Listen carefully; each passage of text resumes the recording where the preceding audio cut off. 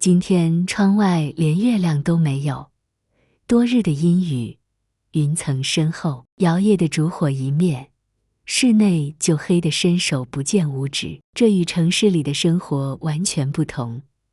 在城市里，即使关了所有的灯，也会有各种颜色的霓虹，折射出朦胧的光亮，连黑夜都不会来得彻底。我清浅地睡了过去，意识模模糊糊的，人就处于半梦半醒之间。恍恍惚惚中，我竟听到了一阵怪异的声音。是梦吗？那是一种令人头皮发麻、浑身难受的声响，如同指甲深深地划过黑板发出的呻吟。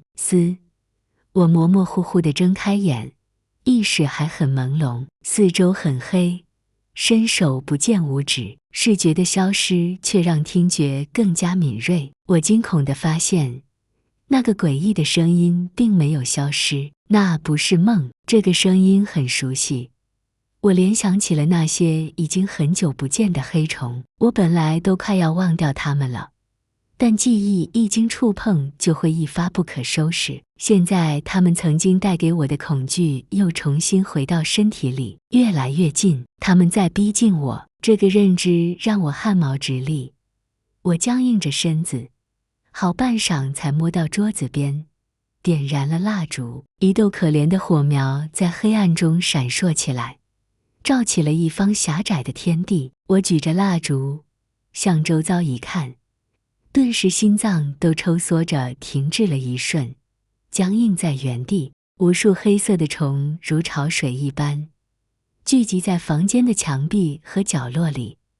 它们黑色的壳泛着油光，看起来滑腻又恶心。这回我终于看清，沙沙的声音是它们的口气摩擦前肢发出的。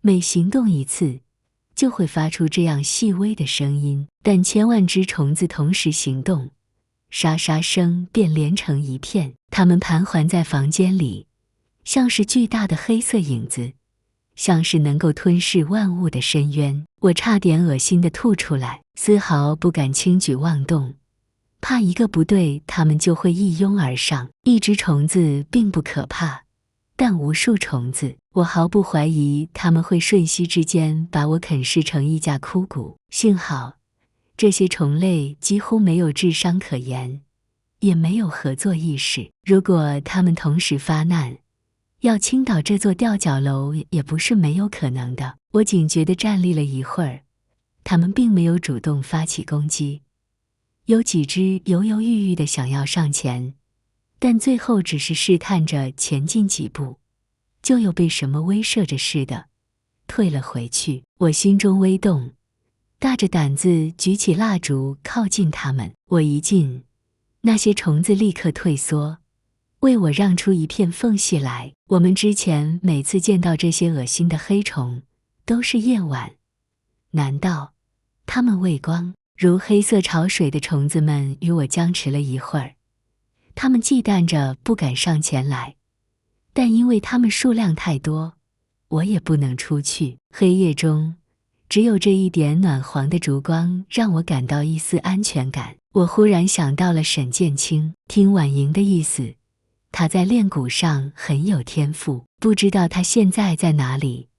那个山里的麻烦解决掉没有？不对，我关心他做什么？我陡然止住脑海里的想法，但思绪往往不受控制，不是人为就能够止住的。我越是要刻意引导自己去想想别的，脑子里就越是被沈剑清占满。还有他曾经说过的，他说他在我身上留下了东西，那些虫子不敢随意近身。虫子，我意念生出，立刻伸手探到脖间，那里还挂着用沈剑清的银链拴起来的香包。为了验证我的猜想，我把香包从脖子上取下来，试探着凑近虫子。还没等我靠近，那些虫子就如见到什么怪物一般，纷纷向后面退去。我想了想，又把蜡烛放在原地，只持着香包走进黑虫。这一回，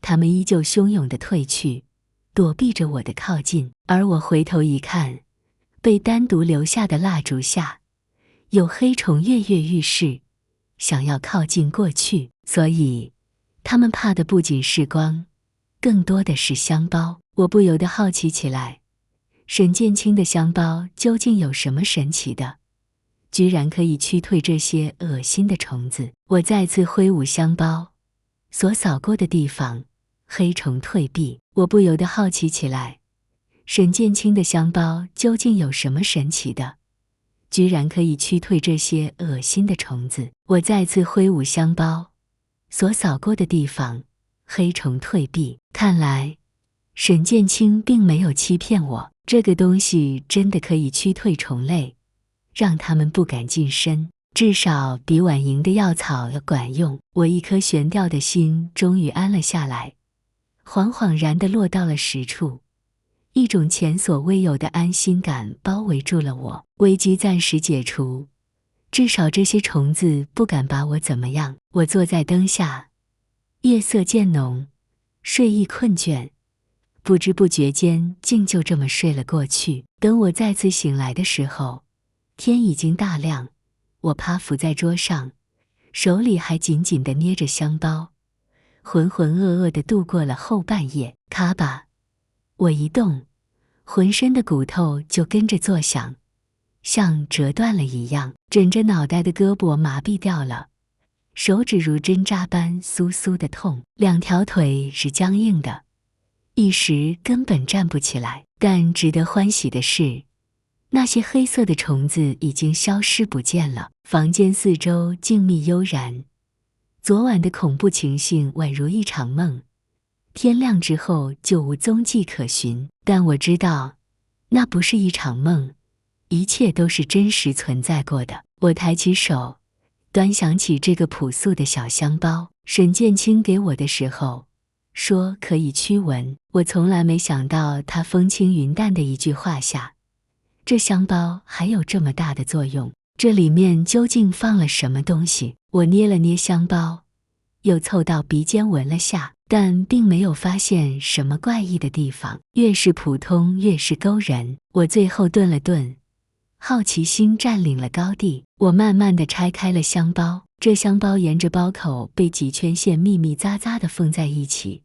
我拆得很慢，有的地方还得大力地拉扯开。终于，香包被拆开，一股药草的苦香味扑面而来。我右手轻抖，把香包里的东西全部抖落在桌上。在一片或枯黄或青灰的药草之间，有一个红色的东西非常显眼，甚至可以说是刺眼。啊！我还没看清，下意识脱口惊叫一声，往后退了2步，与桌子拉开了一个安全距离。是一只血红色的虫匍匐在药草之间，由着周草枯死药草的衬托，更显它鲜红如血，艳丽非凡。过了好一会儿，我冷静下来，理智才缓缓回笼。红被沈建清带走了，怎么可能会在香包里？而且香包我贴身带了那么久，有什么活物的话早也就死了。我深深地呼吸2口，再认真看去，那虫依旧静静地匍匐在桌上，像溅上去的红色墨水，赤浓血液。但这回我看清了，那的确是很像红，但也就只是像而已。那个虫分明是红退下来的壳。我伸出手指碰了碰，触手干干硬硬，轻轻一按，那虫蜕就翘了起来，黑黑的眼睛部分茫然地仰着。它看着不再恐怖诡异，反而有些滑稽可笑。所以昨晚的黑虫忌惮的是仅仅一个虫蜕，那如果是红本虫呢？我终于对婉莹说的，首领可以驱退虫群，保护苗寨有了一个清晰的认知。想到婉莹，我不由看向了房间的角落。昨天我撒在角落里的，他说可以驱虫的药草已经没有了，应该是昨晚被那些黑虫子给啃食干净。明明他说是驱虫，为什么昨晚就来了这么多虫子？是巧合吗？天底下哪里有这么多巧合？还是说他的药草根本就不能驱虫，甚至是有着其他用途？我不敢再细想下去。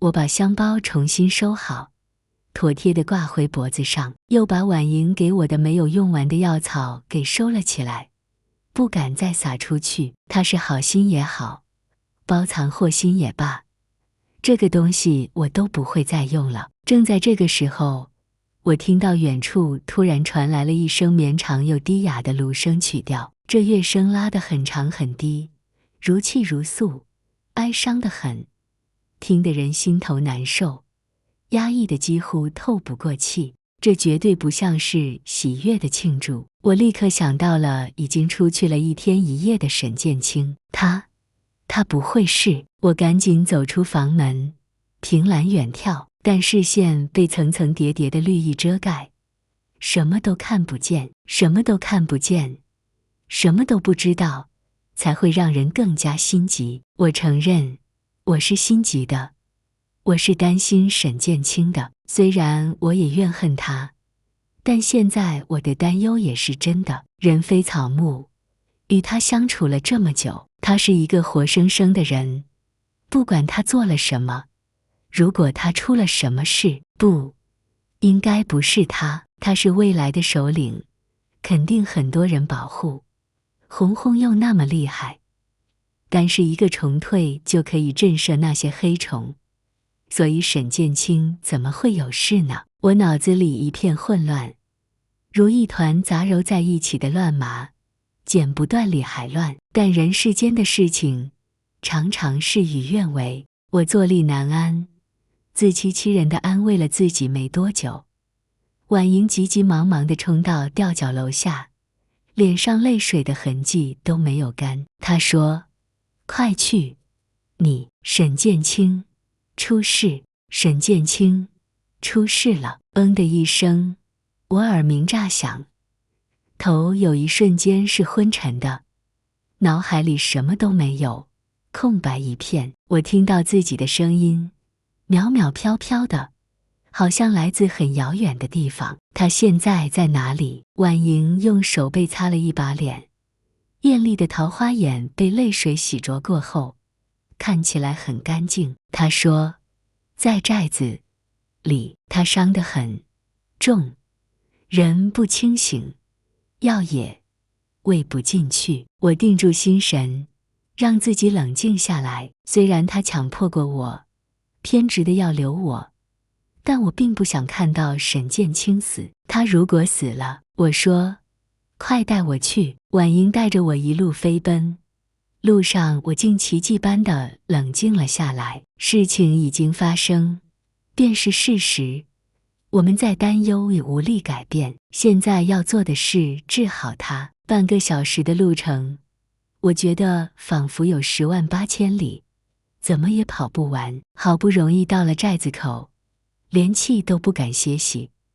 我们迫不及待地穿过石拱桥。在哪里？我问。婉莹气喘吁吁地说：“卢奇阿叔的家里。”他已经累得直不起腰，但还是勉力带着我跟上。幸好卢奇的吊脚楼并不远，就在山脚下，我们很快就到了。此时，吊脚楼门口已经围了一大片苗民，他们个个面容严肃，眉头紧锁，有的还在低声说着什么。“让一让，让我进去！”我高声说着，想要推开挡在我面前的苗族男人，只是没想到他竟然是苗寨的首领，沈建清的外祖父。首领回头看我，苍老的眼睛睨着我，眼神很怪异，但我却没有心思再去探究什么。我拨开人群，一眼就看到了躺在床上的沈建清。他面色苍白，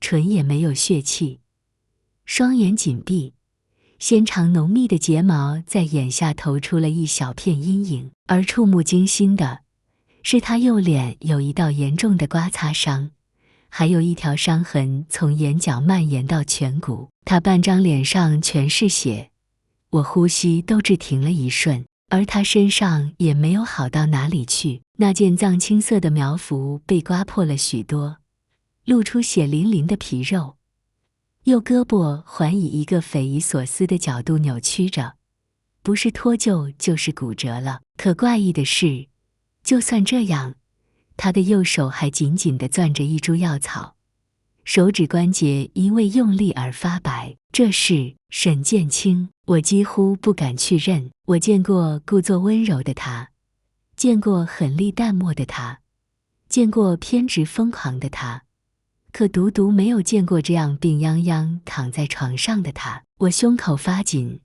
有些喘不过气来。卢奇伏在床边，接好了他脱臼的胳膊，正把一勺药往他嘴里喂，可他牙关紧咬，褐色的药全从嘴角溢了出来。卢奇放下药碗，无奈地叹了口气。婉莹说：“你愣着做什么？”我皱着眉，尽量让声音平稳不颤。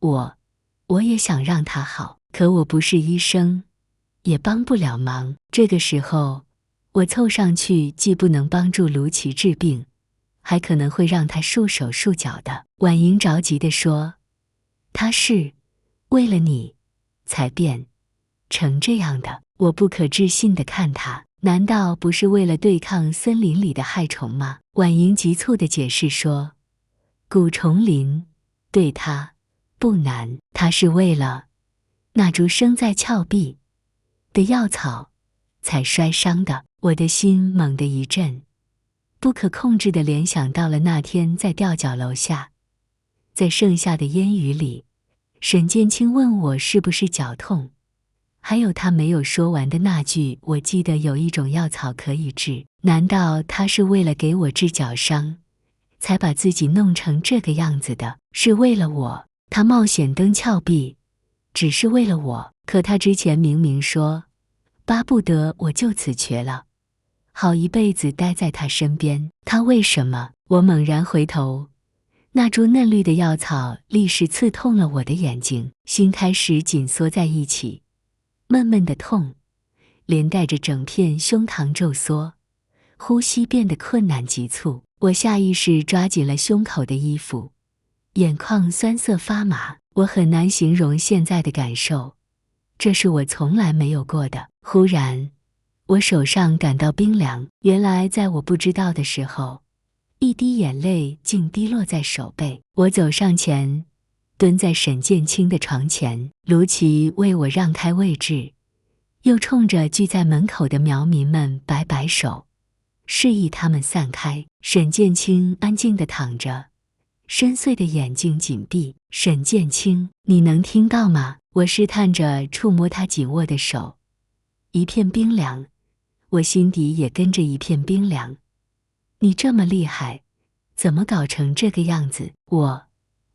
话说到一半，我哽住说不出口。我深深地吸了一口气，平复下心头郁郁，说：“你要是这么摔死了也好，我就可以回家去了。”我话音刚落，却见沈剑青喉结滚动，我赶紧一勺汤药喂过去，这回没有再溢出来。达珠，卢奇欣喜地说了句，我也没有精力去研究他说了什么。我垂眼赶紧又舀了一勺，可手腕突然一凉，被一只苍白的手给握住。我顺着看去，猛地发现沈剑青竟虚虚地睁开了眼睛，正一眨不眨地盯着我。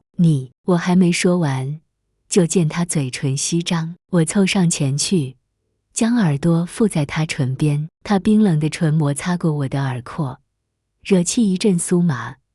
我想要抬高身子，却被他抬起左手搭住了脖子。你不准走！原来他听到了。我有些别扭地想起身，但又怕碰到他的伤处。沈剑青又说：“你的脚还没有好，草药很管用。”我挣扎的动作登时止住。他都这个样子了，还在担心我的脚伤。他明明已经不疼了，而且我是个大男人，一点伤痛算不了什么，连我自己都没有放在心上，可他却心心念念，一种很酸涩又很充盈的感觉充斥了我的胸腔，把一颗心逐渐填满了。你好起来吧，沈剑青，我低低地说，你好起来，我就不怪你了。我不知道这句话是出自真心，还是单纯想要安慰他，亦或是感动之下的冲动之言。至少在脱口而出的那一刻，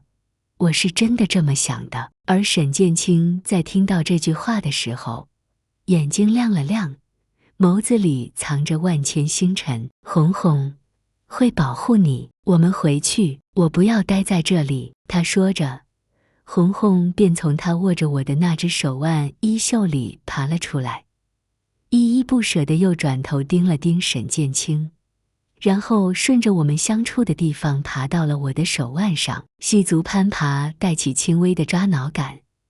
我忍住身体和心里的不适，任由红红钻进了我的衣袖，在袖口安顿下来。沈剑青转眼看向卢琪，对他说了句苗语，卢琪很恭敬地点点头。这时我听到门口传来一道憨厚而迟钝的声音，虽然没有听懂，但里面的笑意却全然掩藏不住。我回头一看，却见阿宋人高马大地杵在门口，指着我的脚，脸上的笑容单纯灿烂，只是嘴角还挂着一丝晶莹的口水。我低头，这才发现只有一只鞋子孤独地留在了右脚，而左脚的鞋子已经不见了踪影，想来应该是跑来的时候跑丢了，而我却全然没有感觉。过了这么久，被阿宋一指才反应过来，我也顾不得去找鞋，因为我猜沈剑青应该是吩咐了卢琪，所以很快他就带着人进来，帮我抬着沈剑青一起回到了他的吊脚楼。沈剑青又陷入了昏迷中，被我搀扶着倒在他自己床上的时候，整个人都虚弱得不像话，额头上全是冷汗。我这才觉得他只不过是个18岁的少年人，依然有着未完全长成的脆弱的一面。安顿好沈剑青，我也是一身疲惫。可所有的苗民都走了，婉莹却还在门口驻足。婉莹，我出声唤她。婉莹转过身，也是一脸疲态。我问过卢琪，只是摔伤，看着严重，没有伤到内脏。我顿时松了一口气，没有伤到内脏就还好，只要静养，很快就能好起来。婉莹顿了顿，说，如果你想走，我可以现在安排。我愣了愣，心里顿时为难又纠结。婉莹垂眸瞥了眼我的衣袖，期期艾艾地说，现在沈剑青受了伤，肯定不能再为难你。你放心，我们会照顾好他，还会给你指路。现在确实是离开的大好时机。沈剑青摔成了这个样子，这里所有的禁锢瞬间便消失了，机不可失，失不再来。可他是为了我才摔成这样的，他为了我去登峭壁，我却趁他受伤离他而去。想想都觉得这样做实在太薄情。我忽然很讨厌这样优柔寡断又顾虑重重的自己。我的生活明明已经一团糟，可我还要被莫名的道德感束缚。我现在应该什么都不管，直接离开的，回到属于我的世界去，把这里的一切都忘了，回归正常的生活轨道。心底有个声音在叫嚣，是的，就这样。李玉泽，什么都别管了。婉莹的话实在太有吸引力，我对上她真诚的眼睛，却突然想起来还被我留在房间里的那半包没用完的草药。怎么了？婉莹问。我说，我暂时不走，沈剑青成这样，我也有责任，我至少要看着他好起来才能离开。婉莹似乎惊讶于我的答案，眉眼一动，红唇轻勾，笑了起来。你真的很好，李玉泽。我的药草，你还需要吗？我还是说出了心里的困惑。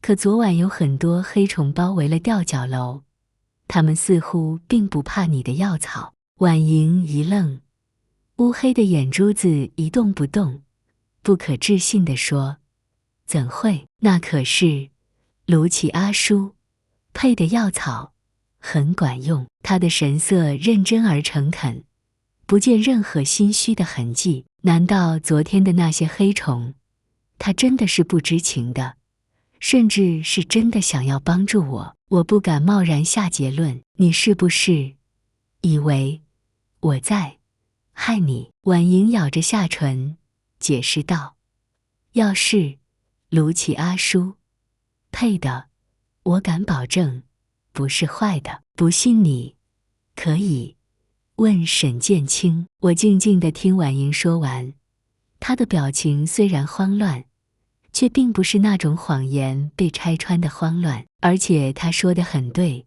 这件事我只需要问问沈剑清就可以搞清楚。或许是那晚的虫子并不畏惧卢奇的药草，毕竟连杀虫剂也杀不完这天下所有的虫子。谢谢你，婉莹。我说，是我小人之心了，你别介意，我很感谢你。婉莹连连摆手，她手腕上银色的手链发出清脆的叮当碰响。我先回家去了，外祖保护我们很累，我要照顾他。婉莹说完，勉强地冲我笑笑，转而低头小跑着融入了树林。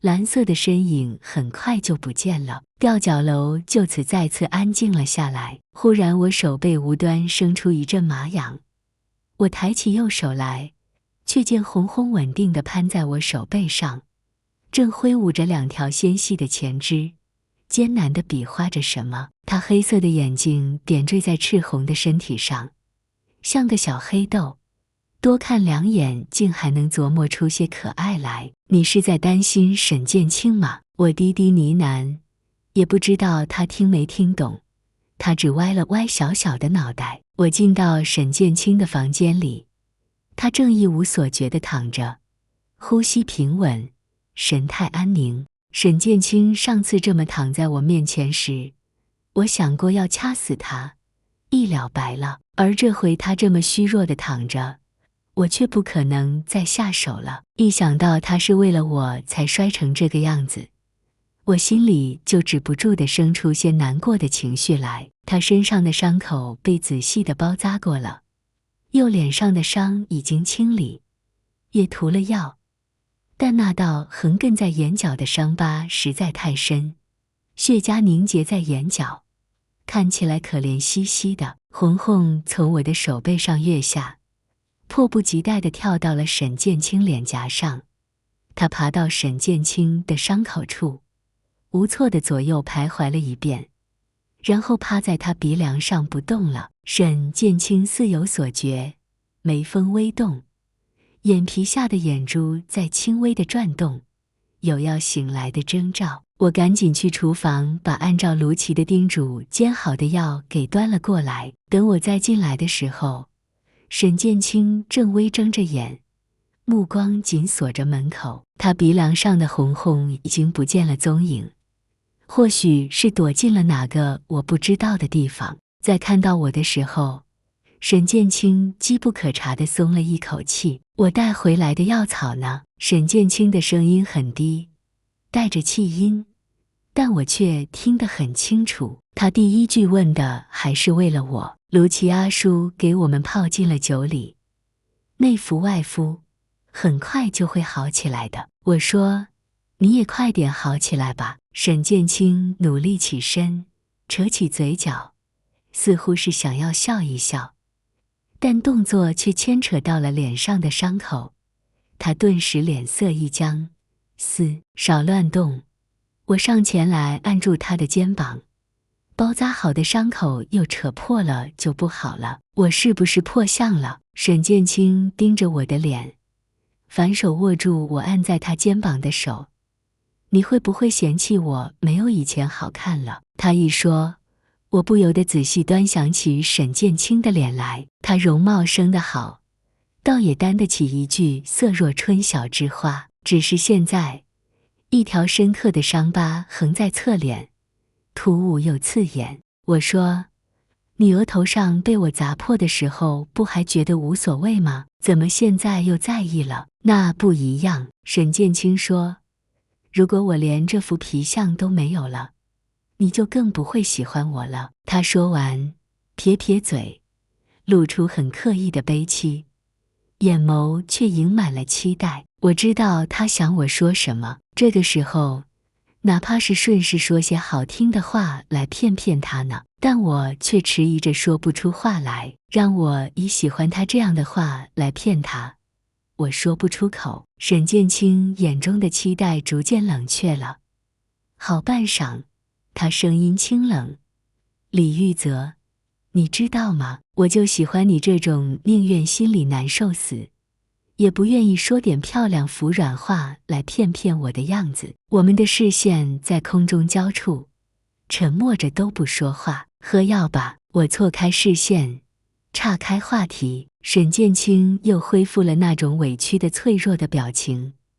我的手痛，喝不了。凝结的空气顿时松动。我默契地当刚刚短暂的对峙没有发生过，无奈地叹口气，扶着他慢慢坐起来，用勺子舀了一勺漆黑的药，凑到他嘴边。沈建清嘴唇翕张就喝了下去，然后眉头紧随其后地皱了起来，眼睛也痛苦地眯了起来，紧缩的表情牵扯住他的伤口。他又倒吸一口气，好苦。我闻着这药味就知道苦，但草药哪里有不苦的？卢奇叮嘱过，这药很管用，必须1天3次，苦也得喝了。我说着，放下勺，把碗沿凑到他嘴边，一口气喝完，就只用苦1次。沈建清挪开唇，喝了我要蜜果子，果然还是个小孩儿。我耐心地说，好，你喝了就有蜜果子。沈建清这才满意，一口气把又臭又苦的药给灌了下去。好苦。沈建清咽下最后一滴药水，痛苦地说，蜜果子，蜜果子在。他的声音转低，我下意识地凑近他，想要听清他说了什么，在哪里。我话还没有说完，突然唇上一暖，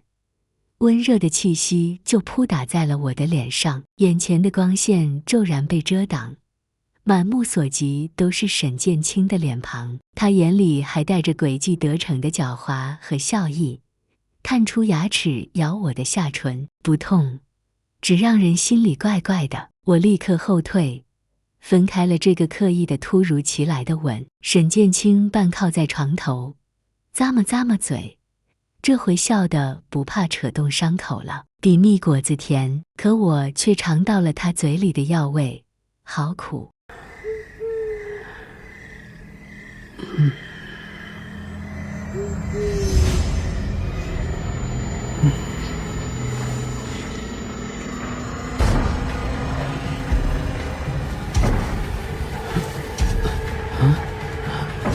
什么声音？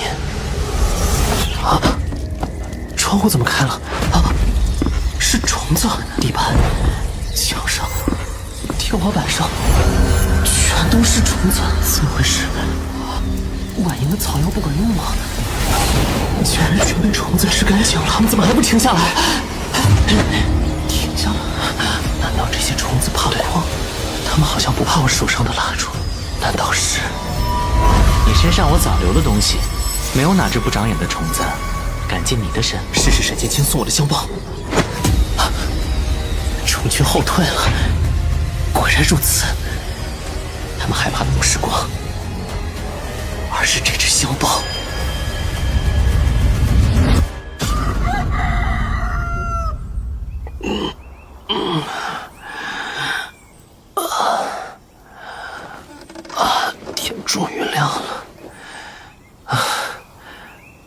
虫子都消失了，腿麻了。婉莹给我的草药全都被虫子啃完了，会是巧合吗？沈剑清给我的这个香包里到底装着什么？拆开看看，放的还挺结实。这里面是……怎么是红红？不对，这不是红红，只是她的重蜕。那如果是红红的本体，岂不是更厉害？怪不得沈剑清一定要让我随身带着，原来这香包这么管用。赶紧抓回去。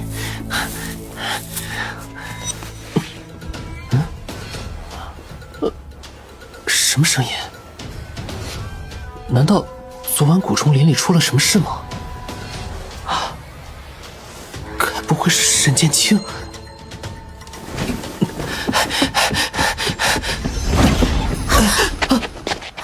婉莹，你怎么来了？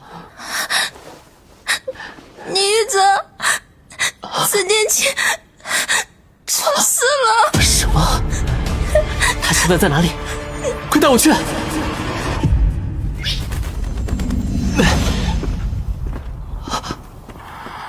沈剑清，他这是怎么了？怎么伤得那么重？他从悬崖上摔下来了，昏迷。怎么会伤成这样？他就这么静静地躺着，脸上手上都是伤，眼角这道伤口最深，一直延伸到颧骨，半张脸上全是血。奴妻儿说给他喂药，飞不进去。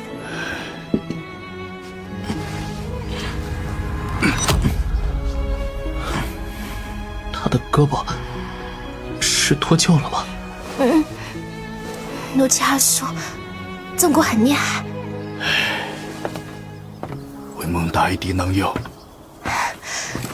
奴妻儿叔说再去端一碗药，这次一定要让他喝下去。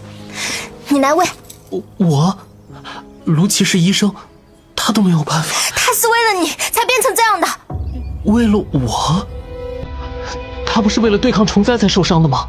蛊虫林对他不难，他是为了生在峭壁上的那株药草才摔伤的。药草？难道他……我记得有种药草他是为了给我治伤，可以治你的腿伤，才把自己弄成这个样子呢？要是就这么绝了，可他之前不是说到哪里都不放，巴不得我绝了，肯定好一辈子待在他身边，要一辈子靠着我。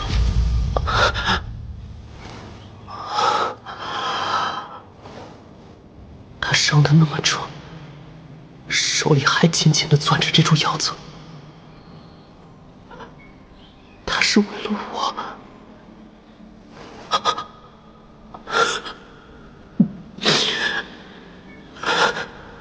值得吗，沈剑清？有。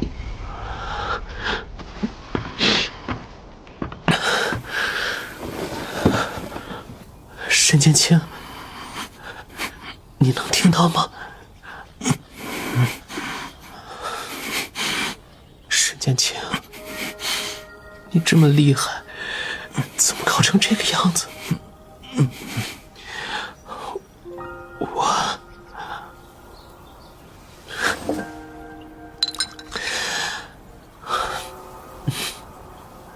你要是这么摔死了也好，我就可以回家去了。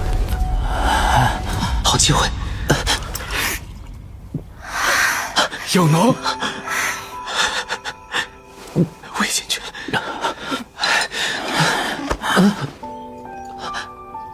你醒了？你说什么？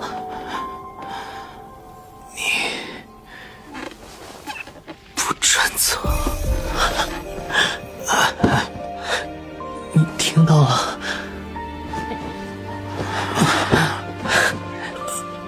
抓着我的手，我也没法走啊。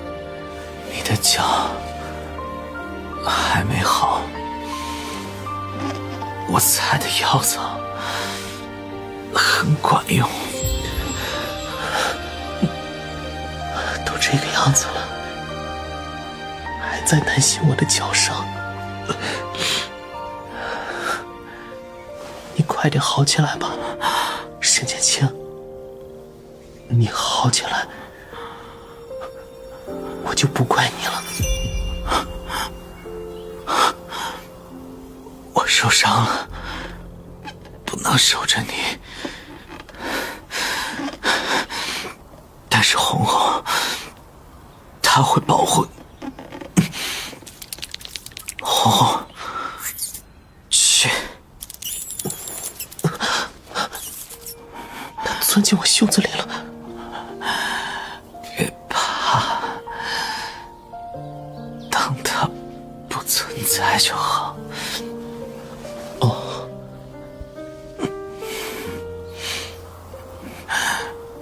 我们回去，我不要待在这里。玉子阿哥，你送我回去。好。玉子阿哥，我们要一起走，你别丢下我。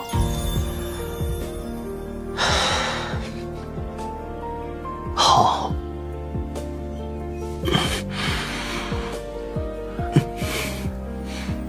只要你能好起来，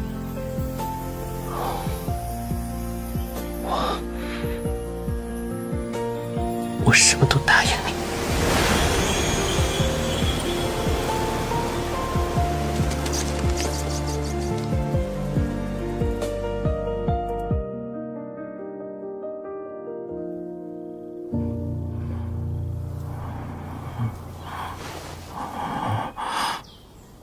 李玉泽，你不要走，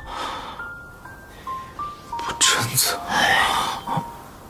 回来路上还挺精神的，现在又神志不清了。婉莹，你怎么跟过来了？我问过努奇阿叔，他只是看着严重，没有伤到内脏。那就好，只要静养一段时间，他很快就能好起来。如果你想走，我现在可以安排。现在吗？现在沈剑清受了伤，沈剑清肯定不能再伤成这样为难你。现在的确是逃走的好时机。我会照顾好他，还会给你指路。可他是为了我才摔成这样的。况且，昨天那个驱虫的药包很可疑。婉莹这个人，我真的能相信吗？怎么了？我暂时不走了。你沈剑清变成这样，我也有责任。我至少要看着他好起来才能离开。倪玉泽，你真的很好。啊，对了，我的草药你用了吗？用了。用了。那昨晚有很多黑虫包围了吊脚楼，可他们非但不怕你的草药，反而像是被吸引过来的。怎么会？怎么会呢？那可是卢奇阿叔配的草药啊！那些草药不是你配的？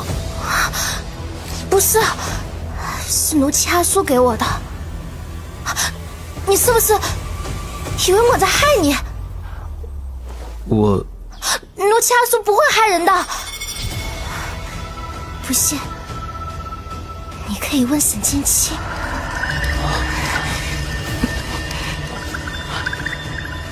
婉莹身上有什么东西在响？红红，你怎么钻出来了？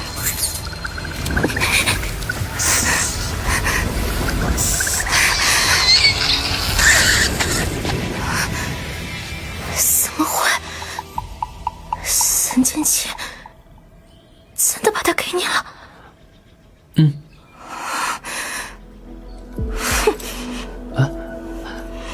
不好意思啊，婉莹，是我小人之心了，你别介意。没事。那我先回去呢。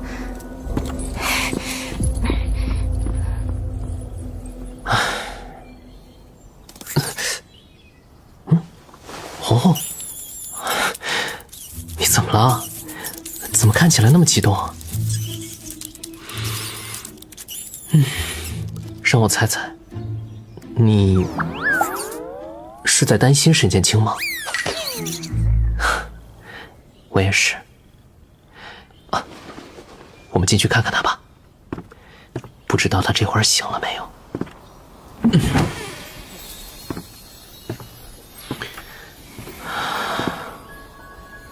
他眼角的伤好深，看起来有点可怜兮兮的。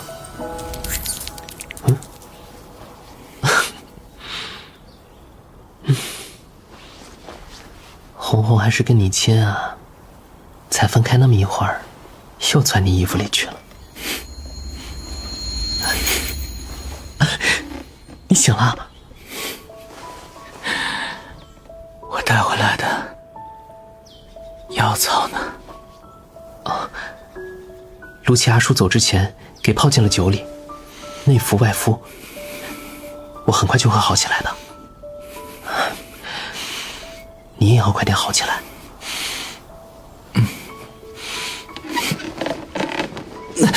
哎呀，少乱动！包扎好的伤口有扯破了怎么办？我是不是破相了？你会不会嫌弃我没有以前好看了？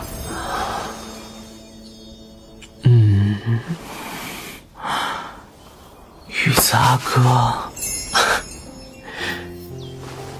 你额头被我砸破的时候，不是还觉得无所谓吗？怎么现在又在意起自己的皮相了？那不一样。如果我连这副皮相都没有了，你就更不会喜欢我了，是不是？我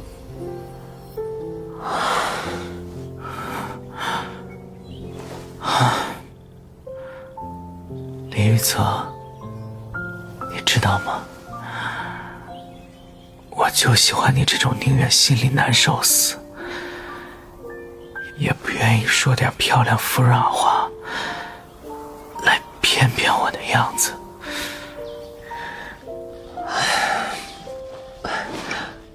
喝药吧。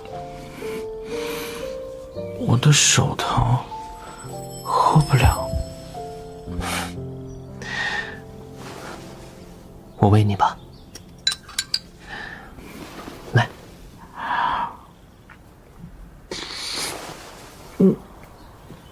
好苦，好疼。苦也得喝了，药哪有不苦的？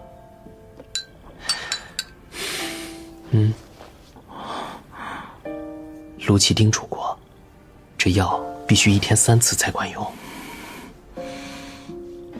苦，不喝。那就这碗一口气喝完，就只用苦1次。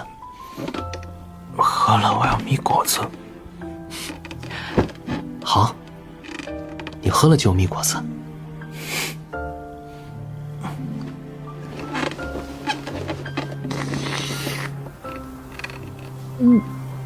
好苦！蜜果子，蜜果子，快点！蜜果子在哪里？在蜜罐里。我去给你拿。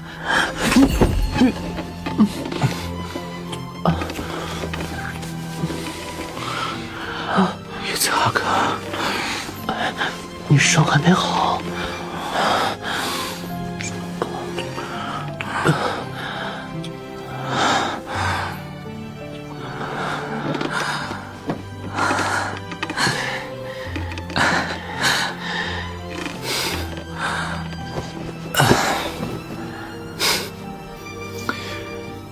你比蜜果子甜。你好苦。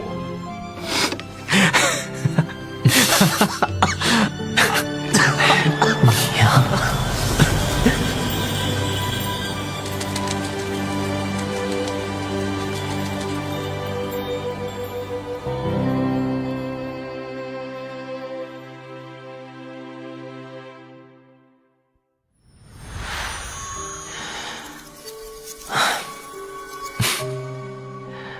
身兼轻养伤的这1个月，倒是随心所欲的使唤起我来了。玉子阿哥，我要喝水。来了，玉子阿哥，我该吃药了。等等，药马上就好。无聊啊！玉子阿哥，陪我聊聊天啊。今天想聊什么？好痒，够不到啊，哪里痒？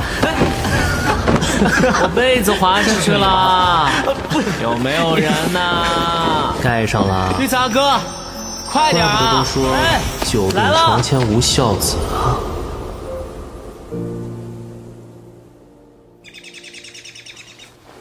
玉子阿哥，你在吗？你听得到吗？你来了吗？又怎么了？这次是喝水还是挠背啊？玉泽哥哥，你走近一些来。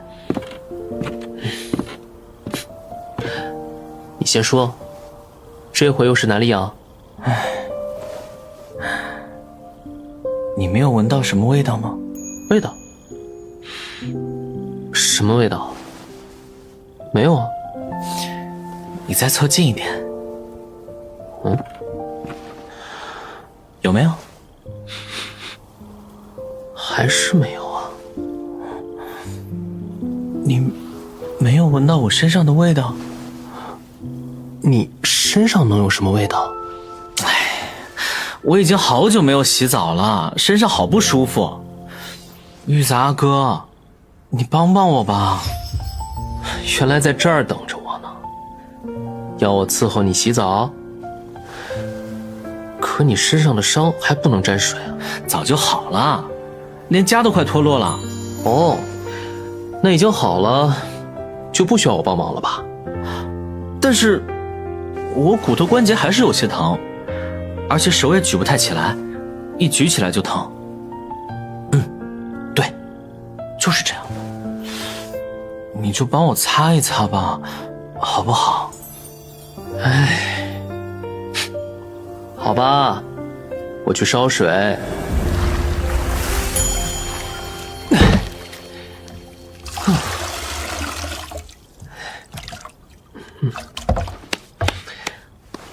是可以了。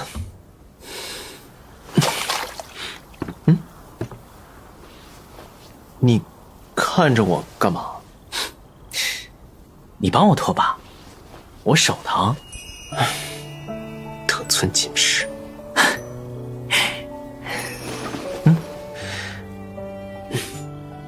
过来点儿。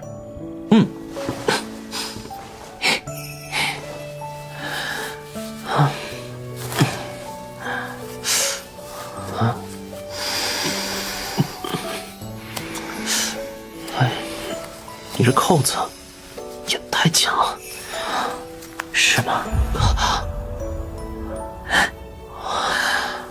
玉子阿哥，你怎么了？你别靠那么近。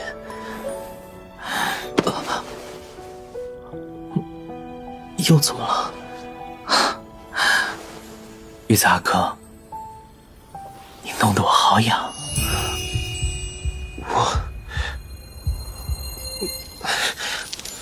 你的手明明可以自己抬起来。被你发现了。算了，我自己脱。可是背后我真的擦不到。行，那我只帮你擦背啊。好啊。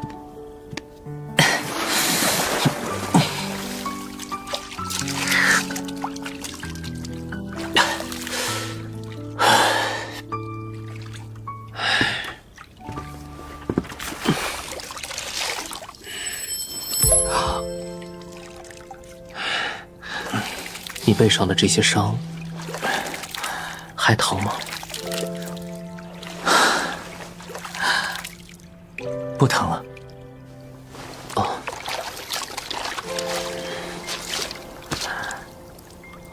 肩胛骨上的这道把嘴石，摔下来的时候，是不是？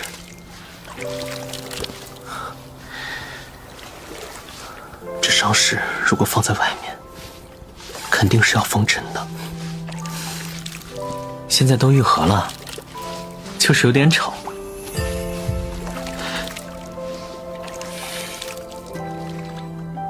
你后悔吗？嗯？为了帮我采药，从悬崖上跌下来，差点就死了。你有后悔过吗？我做的事情都从不后悔。从不后悔吗？玉子阿哥，水有点凉了。哦，那我再去拎一桶热水。沈剑清，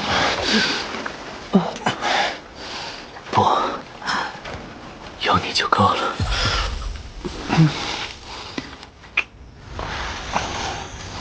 他是第一个，也是唯一一个，为了我，愿意拿生命去冒险的人。